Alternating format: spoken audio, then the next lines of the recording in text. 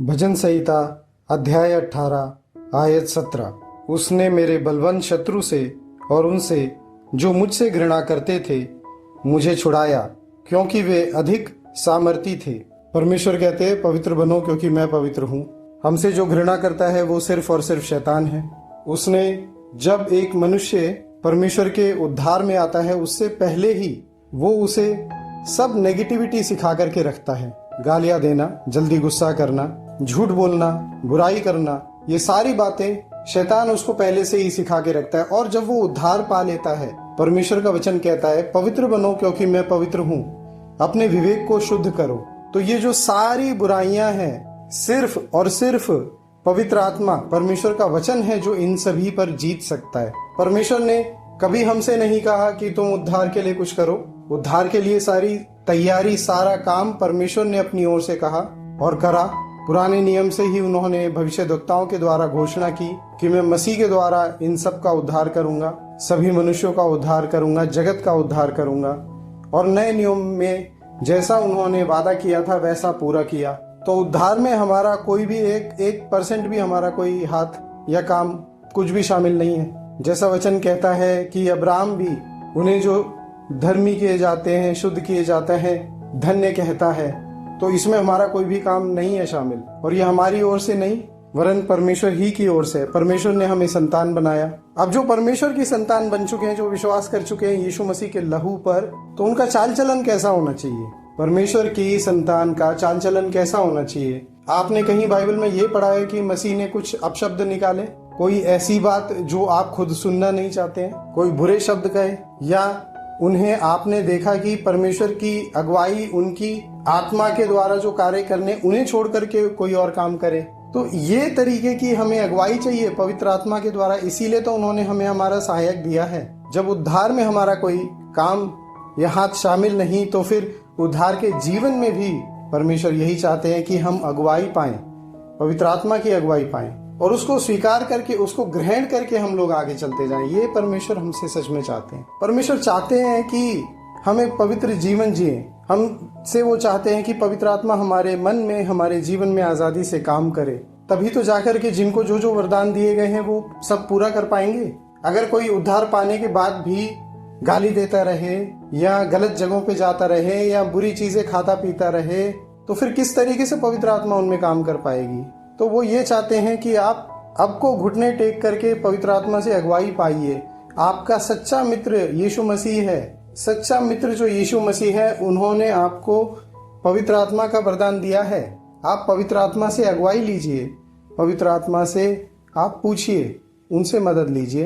परमेश्वर आपकी हर चीजों को आप में से निकाल देना चाहते हैं। यदि आप देखेंगे इजरायलियों को परमेश्वर वो 40 दिन के रास्ता 40 साल का रास्ता बना दिया। परमेश्वर उनमें से बुराइयों को हटाते चले गए। अविश्वास या फिर अपने रास्तों पर चल देना, अलग अलग जो उनमें बुराइयां थी, एक एक करके परमेश्वर उन सभी को अलग अलग हटाते चले गए। और बिल्कुल एक शुद्ध विवेक के साथ जो परमेश्वर ने चुने, परमेश्वर ने जो लोग बनाए, उन्हें वो वादे किए हुए जगह पर लेकर के गए। यह आपकी आत्मा है, आपका प्राण है। परमेश्वर आपके इस प्राण में से सारी बुराइयों को एक एक करके हटा देना चाहते हैं। आप देखिएगा, आप परमेश्वर की अगुवाई में बढ़ते जाइए। जब परमेश्वर ने जंगल में विष वाले सांप भेजे, उन्होंने ये नहीं कहा कि तुम उन्हें मारते चले जाओ और विजय पाओ। नहीं, उन्होंने ये कहा कि जो मैंने पीतल का सांप जंगल में बनाया है, तुम उसे देखते रहो। हमारे लिए परमेश्वर ने अपना बाइबल, अपनी वचन हमें दिया है, और ये इतना सामर्थी है, इतना शक्तिशाली है। आप इसको पढ़िए, इसके द्वारा परमेश्वर से बात कीजिए, अगुवाई पाइए। पवित्र आत्मा आपके मन में बात करती हुई चलेगी।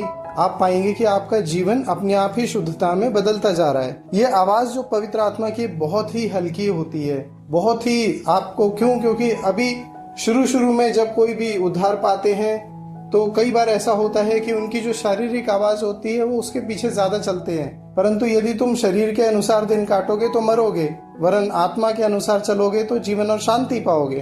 तो परमेश्वर का वचन जो है, जो पवित्र आत्मा हमसे जो कहती है, हम बड़े ही आसानी से अपने दिमाग की सोच के द्वारा उसे इनकार करके हम शरीर के अनुसार चुपचाप से चल देते हैं। हाँ, अभी मेरे को उठ करके शायद मुझे अभी बाइबल पढ़ना जरूरी है, नहीं थोड़ा सा और लेट जाता हूँ, ये छोटी सी आवाज आती है और हम उसके पीछे चल देते हैं। परंतु परमेश्वर का वचन क्या कहता है कि आप आत्मा के अनुसार जीवन जियोगे तो उसी में आपको शांति मिलेगी, वही उसके पीछे चलना ही आपको जीवन मिलेगा। जब आप जब परमेश्वर की पवित्र आत्मा की आवाज को सुन करके उसके पीछे चलते हैं, और जब वो समय वो पवित्र आत्मा चाहती है कि आप बाइबल पढ़ने या परमेश्वर से प्रार्थना में समय बिताओ, जब आप वो समय बिताते हैं, आप देखेंगे कि वो जो सच्चा खुशी और आराम और शांति जो आपके मन में अब मिला, वो आपको 8 घंटा 4 घंटा सोने से भी नहीं मिलता है। जो परेशानियां जो आपने आधे घंटे या 15 मिनट या 1 घंटा प्रार्थना में बिता करके जो सारी परेशानियां पवित्र आत्मा ने आपके जीवन से हटा दी, वो आपको 10 घंटे सोने से भी नहीं मिलता है।